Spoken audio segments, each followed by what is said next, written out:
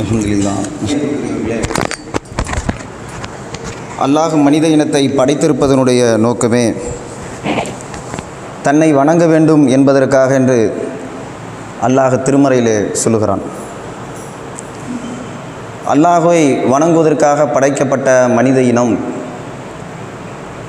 பூமியிலே எவ்வாறு வாழ வேண்டும் என்கிற வழிமுறையை கற்றுத்தருவதற்காகவும், மனித சமுதாயம் தீமையின்பால் செல்கிற போதெல்லாம் அச்சமூட்டி எச்சரிக்கை செய்து நல்வழிப்படுத்திடவும் அல்லாஹ் பல்வேறு காலகட்டங்களில் இறை தூதர்களை அனுப்பி வைத்திருக்கிறான். நபிகள் நாயகம் ஸல்லல்லாஹு அலைஹி வஸல்லம் அவர்கள் அல்லாஹுடைய இறுதி தூதர் என்பதை நாம் எல்லாம் ஏற்று இத்தூய இஸ்லாமிய மார்க்கத்தை பின்பற்றி வருகிறோம். அல்ஹம்துலில்லாஹ். கண்ணியத்திற்குரியவர்களே, இஸ்லாமிய மார்க்கம்தான் மனிதகுலம் சந்திக்கக்கூடிய எல்லா பிரச்சனைகளுக்கும் தீர்வை சொல்லுகிற ஒரு சித்தாந்தமாக இருக்கிறது. இஸ்லாமிய மார்க்கம் நல்ல பல விஷயங்களை மனித சமுதாயத்திற்கு கற்றுத்தருகிறது. தீமைகளை அடையாளப்படுத்தி எச்சரிக்கை செய்கிறது. இஸ்லாம் சொல்லுகிற அடிப்படையில் இந்த உலகத்தில் யார் வாழ்க்கையை அமைத்து கொள்கிறார்களோ அவர்களுக்கு அவர்களுடைய மரணத்திற்கு பிறகு அல்லாஹ் அவர்கள் செய்த நல்லறங்களுக்காக இறைவன் சுவனத்தையும், யார் இஸ்லாம் சொல்லுகிற அந்த காரியங்களுக்கு எதிராக இந்த உலகத்திலே தங்களுடைய வாழ்க்கையை அமைத்துக் கொள்கிறார்களோ அவர்களுடைய மரணத்திற்கு பிறகு அவர்களுக்கு அவர்கள் செய்த தீமையின் காரணமாக அவர்களை இறைவன் தண்டிப்பதற்காக நரகத்திலே வீழ்த்துவான் என்று இஸ்லாம் சொல்லுகிறது. இஸ்லாம் சொல்லுகிற அடிப்படை சித்தாந்தங்களில் ஒன்றாக இருப்பது மரணத்திற்கு பிறகு ஒரு வாழ்வு இருக்கிறது என்பது. இந்த உலகத்தில் ஒரு மனுஷன் ஏழையாக பிறந்திருக்கலாம், நோயாளியாக இருக்கலாம், அனாதையாக இருக்கலாம், நிம்மதி இல்லாமல் இந்த உலகத்திலே சிரமப்படக்கூடியவனாக இருக்கலாம், கஷ்டத்தில் இருக்கக்கூடியவனாக இருக்கலாம், அல்லது சந்தோஷமான வாழ்க்கை, பொருளாதாரம், மனைவி, பிள்ளைகள், உறவுகள், இப்படி ஒரு மகிழ்ச்சியான வாழ்க்கையை வாழக்கூடியவனாக இருக்கலாம். எப்படிப்பட்டவனாக இருந்தாலும் மரணத்திற்கு பிறகு கிடைக்கக்கூடிய அந்த வாழ்வு இருக்கிறதே, அதில் வெற்றி பெற வேண்டும் என்று இஸ்லாம் மனித குலத்திற்கு பொதுவாக சொல்கிறது.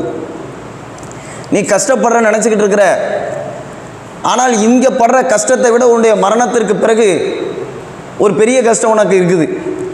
அங்கே நீ கஷ்டப்படாமல் இருக்கிறதுக்கு இங்கே நீ சரியாக வாழ்ந்துக்க, அங்கே வெற்றி பெறுவதற்கு நீ சரியாக வாழ்ந்துக்க, இதெல்லாம் ஒரு சிரமம் கிடையாது அப்படின்னு இஸ்லாம் சொல்கிறது. சந்தோஷமாக ஒருத்தன் வாழ்கிறான், எந்த கஷ்டமும் கிடையாது அவனுக்கு. அவனுக்கு சொல்கிறது இதெல்லாம் மகிழ்ச்சின்னு நினச்சிக்கிட்டு இருக்கிறியாப்பா, இதையோடையெல்லாம் தாண்டின ஒரு மகிழ்ச்சி, சந்தோஷம் இருக்குது மறுமையில் உன்னுடைய மரணத்துக்கு பிறகு. அந்த மகிழ்ச்சியும் சந்தோஷமும் உனக்கு கிடைக்கணும்னா அதற்கு தகுந்த மாதிரி வெற்றி பெறுவதற்கு இந்த உலகத்தில் உன்னுடைய வாழ்க்கையை அமைத்துக்கொள் என்று இஸ்லாம் அறிவுரை சொல்கிறது. அப்போ இஸ்லாம் சொல்லுகிற அறிவுரைகளில் முக்கியமான ஒன்று மறுமையில் மனிதன் வெற்றி பெற வேண்டும் என்பதுதான். அந்த மறுமையில் வெற்றி பெற வேண்டும் என்பதுதான் மனித குலத்தினுடைய இலக்காக இருக்க வேண்டும். எப்போ வேணாலும் ஒரு மனுஷனுக்கு மரணம் வரும், ஆனால் அந்த மரணம் வருவதற்கு முன்பாக நம்முடைய வாழ்க்கை முடியுதில்ல, அந்த மரணத்தோடு முடிஞ்சிருது. அந்த வாழ்க்கை மறுமையில் வெற்றி பெறுவதற்கான வாழ்க்கையாக இருக்க வேண்டும். மறுமையில் வெற்றி பெறுவதற்கான வழிவகைகளை இந்த உலகத்தில் ஏற்பாடு செய்யக்கூடிய வகையில் அந்த வாழ்க்கை இருக்க வேண்டும். அப்போ மறுமையிலே நாம் வெற்றி பெற வேண்டும் என்பதற்காகத்தான் இந்த உலகத்தில் மனிதர்கள் நல்லறங்களில் ஈடுபடக்கூடியவர்களாக இருக்கிறார்கள். மறுமையிலே வெற்றி பெற வேண்டும் என்பதற்காகத்தான் மனிதர்கள் இந்த உலகத்தில் தீமைகளை இனம் கண்டு அடையாளம் கண்டு அதிலிருந்து விலகி நிற்கிறார்கள். அப்போ இது மட்டும் மறுமையில் வெற்றி பெற முடியுமா என்றால் இஸ்லாமிய மார்க்கம் சொல்லுகிறது, தோழர்களே நீங்கள் புரிந்து கொள்ளுங்கள், இஸ்லாத்தை சரியாக புரிந்து கொண்டு நாம் கடைபிடிக்க வேண்டும். இன்னும் சொல்வதாக இருந்தால் இறைவன் குறித்து கூட நமக்கு சரியான பார்வை இல்லை. இந்த உலகத்தில் நபிகள் நாயகம் ஸல்லல்லாஹு அலைஹி வஸல்லம் அவர்களை அறிந்து வைத்திருக்கிற அளவிற்கு இறைவனை குறித்து நாம் அதிகமாக அறிந்து வைத்திருக்கிறோமா? நபிகள் நாயகம் ஸல்லல்லாஹு அலைஹி வஸல்லம் அவர்கள் குறித்து நாம் பேசப்படுகிற அளவிற்கு அல்லாஹ், அந்த படைப்பாளனாக இருக்கிற அல்லாஹ் குறித்து நாம் பேசக்கூடியவர்களாக, அவனுடைய ஆற்றல்களை குறித்து பேசக்கூடியவனாக, அவனுடைய தன்மைகளையும் அதிகாரங்களையும் குறித்து பேசக்கூடியவர்களாக நாம் இருக்கிறோமா என்றால் ரொம்ப குறைவுதான். ரசூலுல்லாஹ்வை பேசுகிற அளவுக்கு அல்லாஹ்வை குறித்த அந்த பார்வை நம்மிடத்தில் குறைவாக இருக்கிறது. வணக்கத்திற்குரியவன் இறைவன் என்று புரிந்து வைத்திருக்கிறோம், அவ்வளவுதானே ஒழிய அல்லாஹுடைய பண்புகள் குறித்து நம்ம ஆராய்றதே கிடையாது. இப்போ மறுமையில் வெற்றி பெற வேண்டும் என்று இஸ்லாம் சொல்லுகிறது என்றால் எப்படி வெற்றி பெற முடியும்? நம்ம எப்படி புரிஞ்சு வச்சிருக்கிறோம்? நம்முடைய வாழ்க்கையில் இஸ்லாத்தை நம்ம படித்த வரைக்கும், கேட்டு தெரிந்த வரைக்கும், நாம் அறிந்த வரைக்கும் நம்ம எப்படி புரிந்து வைத்திருக்கிறோம் என்றால், மறுமையில் வெற்றி பெற வேண்டும் என்றால் இந்த உலகத்தில் நல்லறம் செஞ்சால் வெற்றி பெற்றலாம், நிறைய நன்மை செய்தால் வெற்றி பெற்று விடலாம் என்று நாம் புரிந்து வைத்திருக்கிறோம். ஆனால் படைப்பாளனாகிய அல்லாஹ் அதற்கு சொல்லுகிறான், மறுமையிலே நீ வெற்றி பெற வேண்டும் என்றால் என்னுடைய மன்னிப்பு இல்லாமல் நீ வெற்றி பெற முடியாது என்கிறான் அல்லாஹ். இந்த உலகத்தில் நீ எவ்வளவு வேண்டுமானாலும் நல்லறங்களை புரிந்தவனாக இருந்தால், இந்த உலகத்தில் எவ்வளவு தவறு செய்யக்கூடியவனாகவும் இந்த உலகத்தில் வாழ்ந்து மரணித்திருந்தாலும் கூட, மறுமையில் நீ வெற்றி பெற வேண்டும் என்றால் என்னுடைய மன்னிப்பு இல்லாமல் நீ வெற்றி பெற முடியாது என்று இஸ்லாமிய மார்க்கம் சொல்லுகிறது. அப்போ நம்ம ரொம்ப கரெக்டாக அந்த ஸ்கோர் பண்ணுறதுல நம்ம புரிந்து கொள்ள வேண்டிய விஷயம் என்ன அப்படின்னா, அல்லாஹுடைய மன்னிப்பு இல்லாமல் நமக்கு நாம் செய்கிற எந்த நல்லறங்கள் வழியாகவும் நாம் மறுமையில் வெற்றி அடைந்து விட முடியாது. ஏங்கிறத நான் சொல்கிறேன், அல்லாஹுடைய மன்னிப்பு இல்லாமல் நம்ம சொர்க்கமே போக முடியாது, வெற்றி பெற முடியாது என்கிற தெளிவான பார்வையும் நமக்கு வேண்டும். இது நான் சொல்லலை, நபிகள் நாயகம் ஸல்லல்லாஹு அலைஹி வஸல்லம் அவர்கள் சொல்கிறார்கள். நபிகள் நாயகம் ஸல்லல்லாஹு அலைஹி வஸல்லம் அவங்க சொல்கிறாங்க, மறுமையில் சொர்க்கம் செல்வதற்கு இறைவனுடைய அருள் இல்லாமல் யாருமே சொர்க்கம் போக முடியாது அப்படிங்கிறாங்க ரசூல் ஸல்லல்லாஹு அலைஹி வஸல்லம்.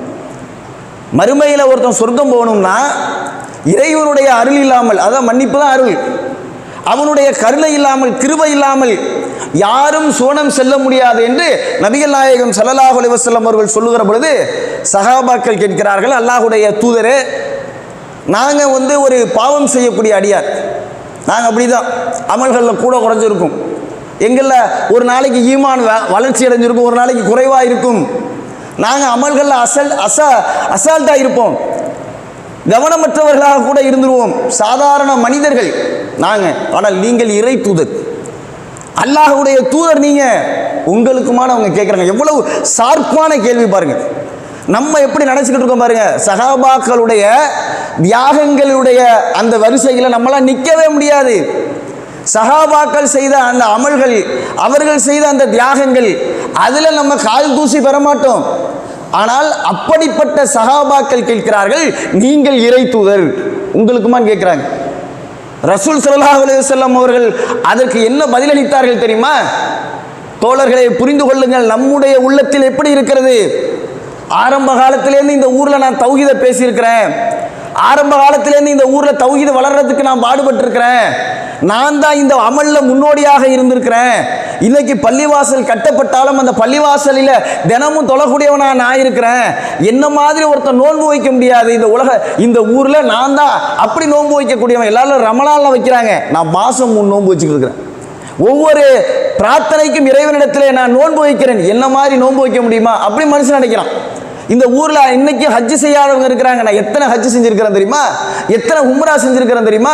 மனுஷன் இப்படி தன்னுடைய அமல்களை முன்னிறுத்தி என்னமோ இவன் பெரிய நல்லறங்கள் செய்து விட்டவனை போல அவன் கருதி கொண்டிருக்கிறான்.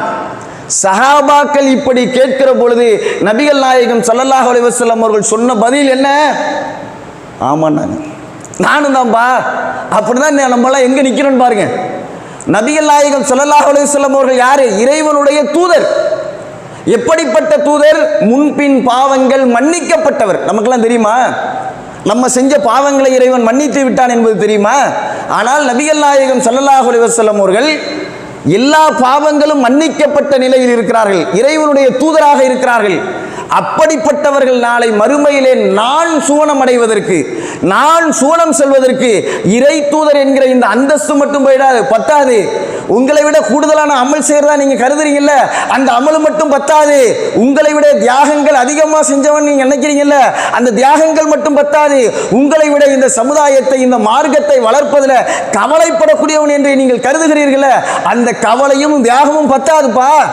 அல்லாஹ்வுடைய கருணை இருந்தால் மட்டும்தான் எல்லாரும் செல்ல முடியும் என்று சொன்னார்கள் என்றால் நம்ம இங்கே என்ன புரிந்து கொள்ள வேண்டும்?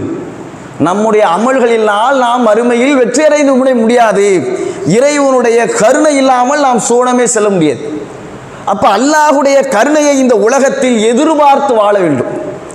இறைவன் இன்னைக்கு நம்ம எப்படி நாம் இஸ்லாத்தை புரிந்து வைத்திருக்கிறோம் என்றால், சரியான சித்தாந்தத்தை கொள்கையை கையில் வைத்திருக்கிற நாம் ஒரு நாளைக்கு ஒரு அரை மணி நேரம் 1 மணி நேரம் ஒதுக்கி மார்க்கத்தை தெரிந்து கொள்வதில் நாம் முனைப்பு காட்டுவதில்லை. ஒரு நாடகம் ஓடனா அதில் அரை மணி நேரம் நம்ம மூழ்கிறோம், அல்லது மற்ற ஏதாவது ஒரு விஷயங்கள்ல தொலைக்காட்சியில் போய் நம்ம மூழ்கிறோம். மற்றவர்கள் ஒரு ஃப்ரெண்டாக உட்கார்ந்தாங்கன்னா ஒரு அரை மணி நேரம் 1 மணி நேரத்தை அவங்கள்ட்ட அரட்டடிக்கிறதுல விட்டுறோம்.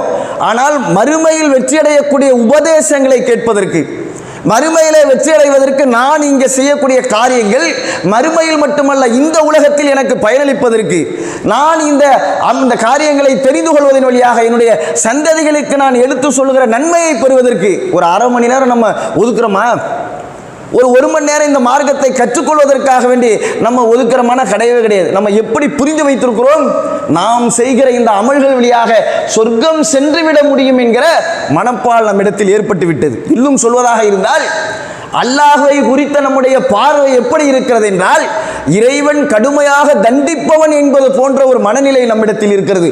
தோழர்களை புரிந்து கொள்ளுங்கள், அல்லாஹ் தன்னை பற்றி எப்படி சொல்லுகிறான் தெரியுமா? நீங்கள் புரிந்து கொள்ளுங்கள். இறைவனை குறித்து அல்லாஹ் சொல்லுகிறான், மனித குலத்திற்கு சொல்லுகிற அறிவுரையிலே இறைவன் சொல்லுகிறான், அல்லாஹுடைய அருளில் நீங்கள் நம்பிக்கை இழந்து விடாதீர்கள் என்கிறான். தன்னிடத்திலே நீங்கள் கேட்கிறீர்கள், என்னிடத்தில் அப்படி கேட்பதில் நீங்கள் நம்பிக்கை இழந்து விடாதீர்கள். நான் தரமாட்டேன்னு நினைச்சிடாதீங்க.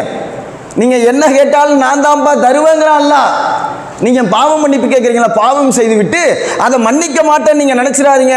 நான் மன்னிப்பேன்.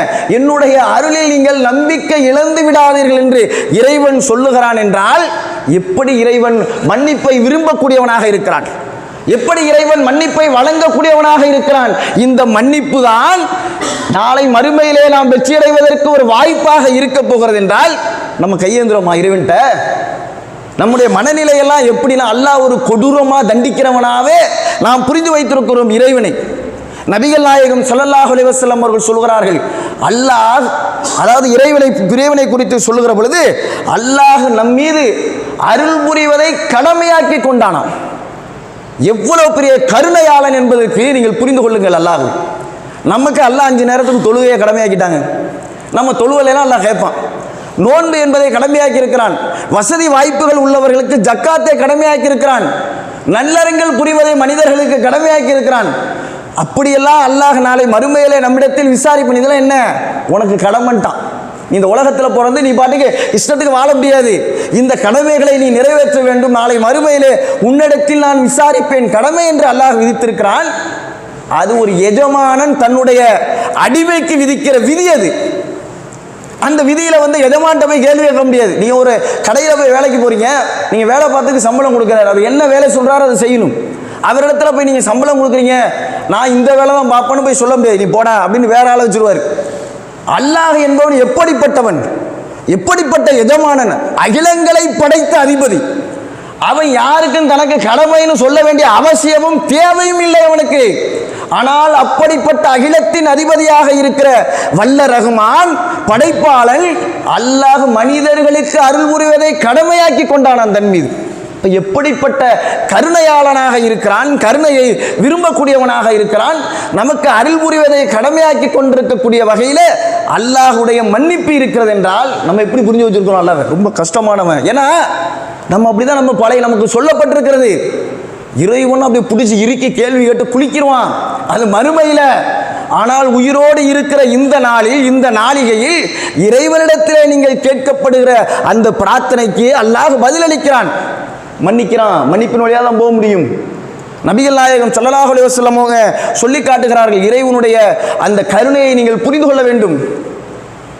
ரசூல் ஸல்லல்லாஹு அலைஹி வஸல்லம் அவங்க சொல்றாங்க, அல்லாஹ் அரிசில அவன் ஒரு எழுத்தை அதை எழுதிவிட்டு, ஒரு எல்லாவற்றையும் எழுதிவிட்டு ஒரு எழுத்தை அல்லாஹ் வைத்துக் கொள்கிறான், ஒரு வார்த்தையை வச்சுக்கிறான். அப்போ ரசூல் ஸல்லல்லாஹு அலைஹி வஸல்லம் அவர்கள் சொல்லுகிறார்கள், அல்லாஹுடைய கோபம் அவனுடைய, அதாவது ரசூல் ஸல்லல்லாஹு அலைஹி வஸல்லம் அவங்க சொல்றாங்க, அல்லாஹுடைய அந்த கருணையை அவனுடைய கோபத்தை கருணை மிந்து விட்டது என்கிறார்கள். அல்லாஹுடைய கோபத்தை கருணை மிந்துருச்சான், மிகைத்து போய்த்தது. அது கோபத்தை விட கருணை மிகைத்து விட்டது. அந்த கருணையை, அன்பை அல்லாஹ் 100 பங்காக பிரித்து தன்னிடத்தில் 99 வச்சுக்கிட்டு ஒன்றை தான் அந்த உலகத்துக்கு கொடுத்துருக்கான். ரசூலா எப்படி சொல்றாங்க பாருங்க. இறைவனுடைய கருணையின் அளவை நீங்கள் புரிந்து கொள்ள வேண்டும் தோழர்களே. தன் பிள்ளை மீது வைத்திருக்கிற அன்பை அளவில்லை என்று சொல்வான் ஒரு தகப்பன். எத்தனை வருஷம் கழிச்சு இந்த புள்ள பிறந்துச்சு தெரியுமா? நான் இத்தனை வருஷம் நான் வெளிநாட்டில் உழைக்கிறது யாருக்கு தெரியுமா? என் பொண்டாட்டி பிள்ளைக்கு. ஏன்னா அவன் குடும்பத்தின் மீது வைத்திருக்கிற அன்பு. புள்ள அங்கேருந்து ஃபோன் அடிச்சு அத்தா எனக்கு இது வேணும்னா அந்த கேட்டதுக்காக உடனே அடுத்த நிமிஷம் வாங்கி கொடுத்துடணும். அவன் கேட்டதுக்கு பணம் இல்லையா, ஹார்ட் ஒர்க் பார்த்து இன்னும் ஓவர் டைம் பார்த்து வாங்கி கொடுத்துடணும். பிள்ளைகள் விரும்புவதை கொடுக்கிறான் தகப்பன். இப்படி ஒவ்வொருத்தரும் ஒவ்வொரு மாதிரி அன்பு வச்சிருக்கான். மனைவி மேலே அன்பு வச்சிருப்பான், தாய் தந்தையின் மீது அன்பு வச்சிருப்பான், அவனோடு கூட பிறந்த சகோதரிகள் மீது அன்பு வைத்திருப்பான். இப்படி நாம் வைத்திருக்கிற அன்புக்கு ஏதாவது எல்லாம் இருக்குதா? ஒவ்வொரு மனுஷனும் தன்னுடைய குடும்பத்திற்காக எவ்வளவோ இழந்திருப்பான். ஆனால் வெளியில கூட சொல்லியிருக்க மாட்டான். தன்னுடைய பிள்ளையிடத்தில் கூட சொல்லி காட்டிருக்க மாட்டான். வெளிநாடு போறாரு, கஷ்டப்படுறாரு, தொழில் வச்சிருக்கிறாரு, கஷ்டப்படுறாருன்னு ஒரு வார்த்தையில தான் முடிஞ்சிடும்.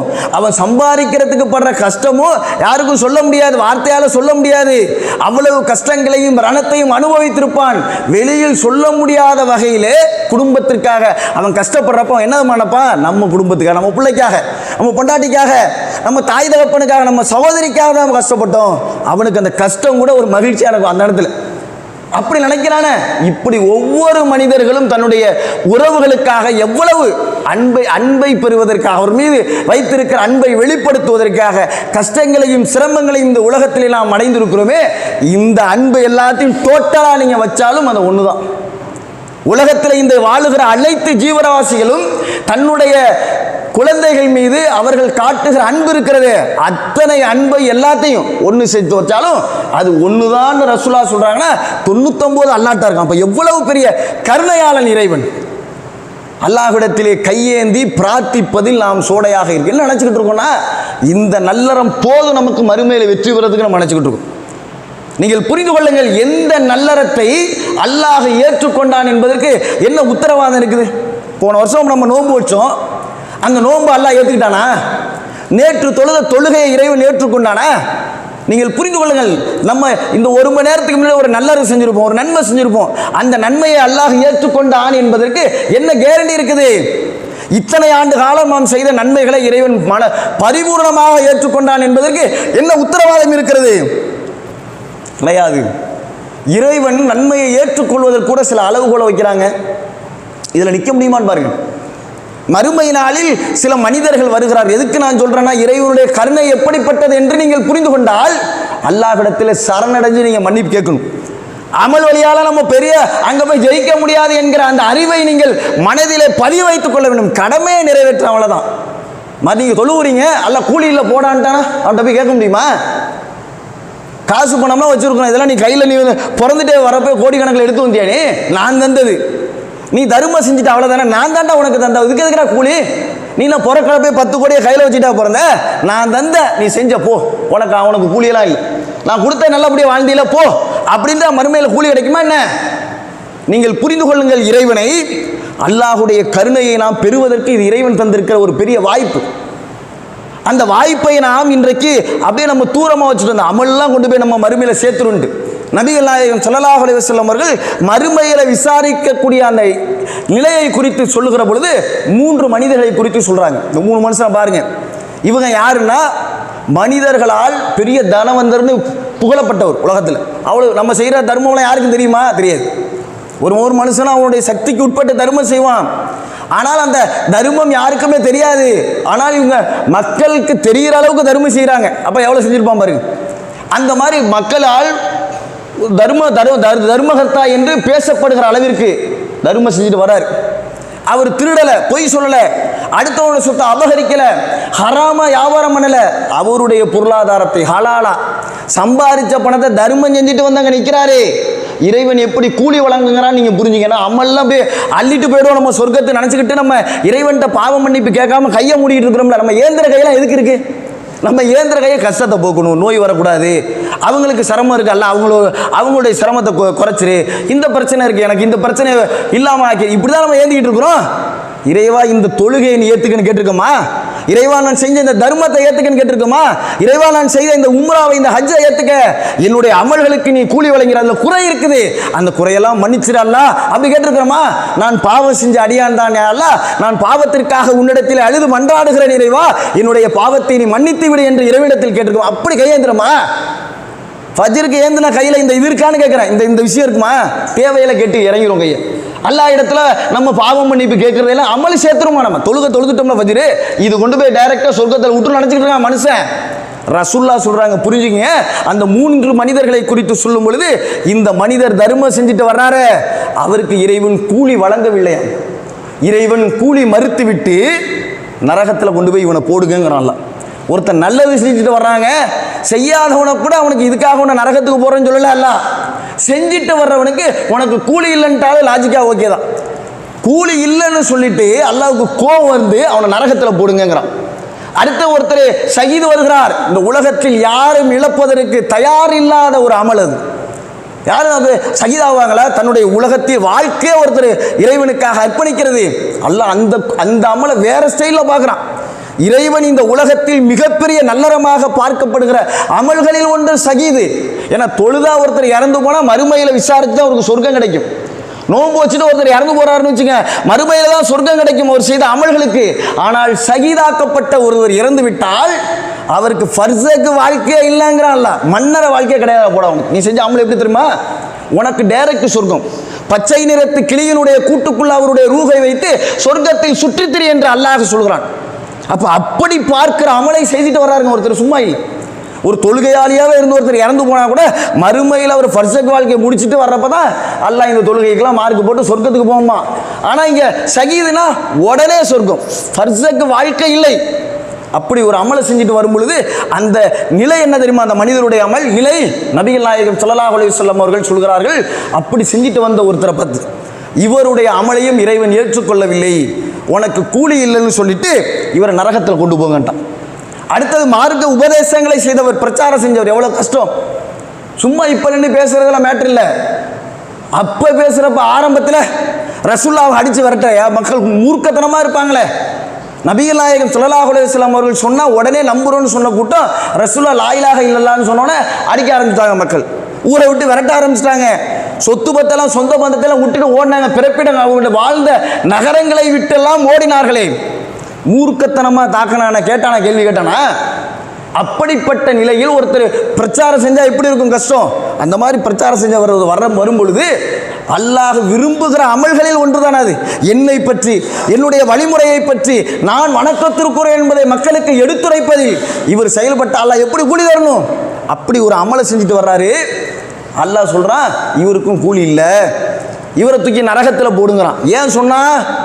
நபிகள் நாயகம் ஸல்லல்லாஹு அலைஹி வஸல்லம் அவர்கள் சொல்கிறார்கள், இவர்கள் பெருமைக்காக வேண்டி இந்த அமல்களை செய்து விட்டார்கள். இந்த உலகத்தில் புகழப்பட வேண்டும் என்பதற்கு தான், அல்லாஹ்வுக்காக செய்யலாங்க. பெருமைக்கு செஞ்சுட்டா கூலியே மறுத்தனால. நல்லறத்தை செஞ்சா கூட இறைவன் கூலி தரவில்லை. நீங்கள் புரிந்து கொள்ளுங்கள் இறைவன் கூலி வழங்குகிற முறையை. தொழுகையாளிக்கு கேடுன்ட்டான்ல, திருமறை குர்ஆன்ல இருக்குது. ஒருத்தன் பாவம் செஞ்சவனுக்கு கேடுன்னு அல்லாஹ் சொன்னா ரைட்டு, தண்டிக்கிறான் போல இருக்கு அல்லாஹ், நம்ம பாவம் செஞ்சிடக்கூடாதுன்னு நினைக்கலாம். தொழுகை எவ்வளவு பெரிய நல்லறம்! மனிதனிடத்தில் கேட்கப்படுகிற கோடான கோடி மில்லியன் கணக்கான கேள்விகளில் முதல் கேள்வி, நான் மௌத்தா போயிட்டேன்னா மில்லியன் கணக்கான கேள்வியை இறைவன் கேட்க போகிறான். ஒவ்வொரு அசைவையும் அங்க அல்லாஹ் நாளைக்கு விசாரிப்பான். ஒவ்வொரு மனுஷன்டையும் மில்லியன் கணக்கான கேள்விகளில் முதலில் கேட்கப்படுவது தொழுகை குறித்து தான். அப்போ தொழுகை எவ்வளவு முக்கியமான நல்லறமா அல்லாஹ் பார்க்குறான். நீ தொழுதா நல்லதுறான்னு அல்லாஹ் சொல்லணும். ஆனால் என்ன சொல்ல, உள்டாவா தொழுகையாளிகளுக்கு கேடு. அல்லாஹ் அதற்கு பதில் சொல்லுகிறான், அவன் பிறருக்கு காட்டுவதற்காக பெருமைக்கு தொழுதுட்டான். எனக்கு இல்லடா நீ தொழுகணும், உன்னை படைச்சதை என்ன வணங்குறதுக்கு தானே, அந்த வணக்கத்தை நீ எனக்காக நிறைவேற்றணும்ல, நீ என்ன பெருமைக்கு தொழுத? நீ இப்படிப்பட்ட நல்லறம் செய்தாலும் கூட என்னிடத்தில் அதற்கு கூலி இல்லை, போ நரகத்துக்கு. அல்லாஹ் ஸ்வீசிருவான் எல்லாரையும். அந்த அமல்களுக்கு அல்லாஹ் கூலி தர மாட்டான். இப்படி ரசூலுல்லாஹ் சொல்றாங்கன்னா நம்ம நிற்க முடியுமா? இப்போ நம்ம என்ன நினைச்சுக்கிட்டு இருக்கிறோம், எதை நம்பிக்கிட்டு இருக்கிறோம்? பாவம் மன்னிப்பு கேட்காம கை தேவையை மட்டும் கேட்கறதுக்கு என்ன காரணம்?